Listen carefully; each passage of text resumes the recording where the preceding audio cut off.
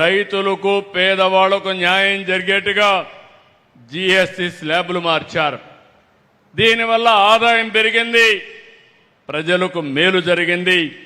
ఇలాంటి revolutionary reforms తీసుకొచ్చిన వ్యక్తి మన మంత్రి నిర్మలా సీతారామన్ గారని చెప్పి నేను మీకు తెలియజేస్తున్నా.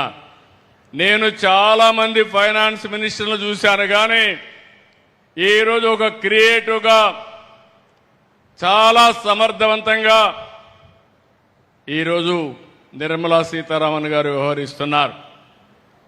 ఈరోజు ప్రధానమంత్రి గారు దేశాన్ని వికసిత్ భారత్గా 2047కి అభివృద్ధి చెందిన దేశంగా తయారు చేయాలంటే దానికి అనుగుణంగా అనేకమైనటువంటి రిఫార్మ్స్ తీసుకొచ్చిన వ్యక్తి నిర్మలా సీతారామన్ గారు అని చెప్పి నేను మీకు తెలియజేస్తున్నా. మనస్ఫూర్తిగా ఈరోజు వారిని అభినందిస్తున్నాను. నేను ఒక మాట అడిగాను, ఈ మీటింగ్కి వెల్కమ్ చేస్తూనే రాబోయే రోజుల్లో 6 జిల్లాల్లో మీటింగ్లు పెట్టాలని వారిని అడిగితే ఇమ్మీడియట్గా యాక్సెప్ట్ చేశారు. తొందరలోనే 3 నెలలకు ఒక మీటింగ్ పెట్టి ఇంకొక 6 జిల్లాల్లో ఇదే తరహా కార్యక్రమాన్ని నిర్వహించడానికి వారిని రిక్వెస్ట్ చేస్తున్నా. వారు వస్తారని చెప్పి కూడా ఆశిస్తున్నా. 2 ఏళ్లకు మునుపు అంతా చీకటి, విధ్వంసం. ఆ రోజు నేను కానీ, పవన్ కళ్యాణ్ గారు కానీ, ఇంకో పక్క నరేంద్ర మోడీ గారు ఒక ఎన్డీఏ ద్వారా మీకందరికీ ఒక భరోసా ఇచ్చాం. రాష్ట్రాన్ని మళ్లీ పూర్వ వైభవం తీసుకొస్తామని చెప్పాం. చెప్పిన మాట ప్రకారం ముందుకు పోతే నేను 4వసారి ముఖ్యమంత్రిగానే ఎప్పుడూ చూడనటువంటి ఆర్థిక సంక్షోభాన్ని చూశాను. ఎక్కడ చూసినా సమస్యల సుడిగుండమే. ఈరోజు ఈ రాష్ట్రం బయటపడ్డామంటే దానికి కారణం కేంద్ర ప్రభుత్వం, ప్రధానమంత్రి నరేంద్ర మోడీ గారు. దానికి పూర్తిగా సహకరించిన ఏకైక వ్యక్తి నిర్మలా సీతారామన్ గారని చెప్పి మనస్ఫూర్తిగా మీ అందరికీ తెలియజేస్తున్నా.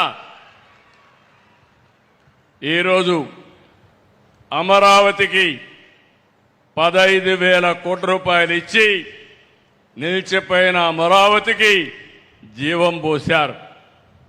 ఈరోజు మళ్ళీ బ్యాంకింగ్ కూడా అందరికీ చెప్పి డబ్బులు ఇప్పించే పరిస్థితికి వచ్చారు. రెండో పక్కన పోలవరం 12,157 కోట్లు ఇచ్చారు. ఈరోజు వారికి హామీ ఇస్తున్నాను ఈ నర్సారావుపేట మీటింగ్లో 2027 మార్చి లోపల పూర్తి చేసి మొదటి ఫేజ్ ని జాతికి అంకితం చేసే బాధ్యత ఈ ప్రభుత్వం తీసుకుంటాం. తెలుగువారి ఆత్మగౌరవంగా భావించే విశాఖపట్నం స్టీల్ ప్లాంట్కి 11,440 కోట్లు ఇచ్చారు. ఇప్పుడు ఆ స్టీల్ ప్లాంట్ ని రివైవ్ చేసే పరిస్థితికి వచ్చాం. కేంద్రంలో సెంట్రల్లీ స్పాన్సర్డ్ స్కీమ్స్ అన్ని కూడా డైవర్ట్ చేసి 90 స్కీమ్స్ ని రివైవ్ చేశాం. ఈరోజు జీరామ్జీ కింద 7,700 కోట్ల రూపాయలు వచ్చే పరిస్థితికి వచ్చింది. జల్ జీవన్ మిషన్ కింద 28,000 కోట్ల రూపాయలు తెచ్చుకోగలిగాం. రాయలసీమని హార్టికల్చర్ హబ్గా తయారు చేయడానికి 1,00,000 కోట్ల రూపాయలు పెట్టుబడులు పెడతాం. ఇందులో 40,000 కోట్ల రూపాయలు కేంద్ర సహకారంతో రుణం తెచ్చుకుంటున్నాం. కొంత గ్రాంట్ ఇచ్చారు. 60,000 కోట్ల రూపాయలు ప్రైవేటు పెట్టుబడులు వస్తాయి. ప్రపంచానికి ఒక గ్లోబల్ హబ్గా రాయలసీమ హార్టికల్చర్లో తయారవుతుంది. ఇవన్నీ కూడా ఒక ఎత్తు అయితే వారి మైండ్ ఎప్పుడు కూడా క్రియేటివ్గా పనిచేస్తుంది. చాలా సున్నితంగా ఆలోచిస్తారు, డీటెయిల్డ్గా ఆలోచిస్తారు.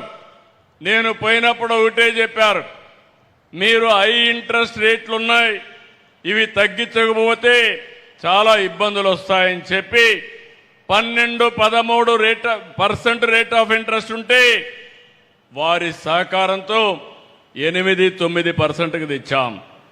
దీనివల్ల సంవత్సరానికి 1538 కోట్ల రూపాయలు ఆదా చేశాం.